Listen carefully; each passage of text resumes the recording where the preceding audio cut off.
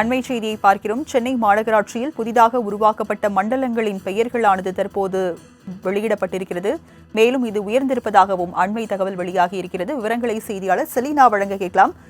Selena, மண்டலங்களின் உயர்வு எத்தனையாக இருக்கிறது? விவரங்கள் என்ன? சென்னையில் ஏற்கனவே புதிதாக மண்டலங்களை உருவாக்க வேண்டும் என்று பல்வேறு கோரிக்கைகள் முன்வைக்கப்பட்டிருந்தன. இந்த நிலையில் சென்னையில் புதிதாக மண்டலங்கள் உருவாக்கப்பட்டிருந்தது. அவர்களின் பெயர் பட்டியல் என்பது தற்பொழுது வெளியிடப்பட்டிருக்கிறது. குறிப்பாக கொளத்தூர், வில்லிவாக்கம், அதே போல சேப்பாக்கம், திருவல்லிக்கேணி, தீநகர், விருகம்பாக்கம், பெருங்குடி, சோழிங்கநல்லூர் ஆகிய 6 மண்டலங்கள் புதிதாக உருவாக்கப்பட்டிருப்பதாகவும் தற்பொழுது இந்த பெயர் பட்டியல் என்பது வெளியிடப்பட்டிருக்கிறது. ஏற்கனவே இருக்கக்கூடிய 15 மண்டலங்களில் மணலி மண்டலம், திருவொற்றியூர் மற்றும் மாதவரம் மண்டலங்களுடன் சேர்க்கப்பட்டிருக்கிறது.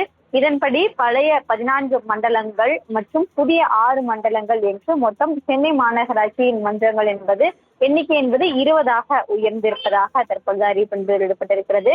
சென்னை மாநகராட்சியின் மண்டலங்களின் எண்ணிக்கை என்பது 15 இருந்தது. அதன் தொடர்ச்சியாக தற்பொழுது 6 மண்டலங்கள் என்பது அதிகரிக்கப்பட்டிருக்கக்கூடிய நிலையில் 20ஆக அதிகரிப்பதாக தற்பொழுது முதலமைச்சர் மு க ஸ்டாலின் உத்தரவின்படி தொடர்ந்து 20 மண்டலங்களாக அதிகரிக்கப்பட்டிருப்பதாக மாநகராட்சி சார்பில் தகவல் என்பது வெளியாக இருக்கிறது. சென்னை மண்டலங்களின் எண்ணிக்கை 20ஆக உயர்ந்திருக்கிறது. விவரங்களை வழங்கியதற்கு நன்றி செலினா.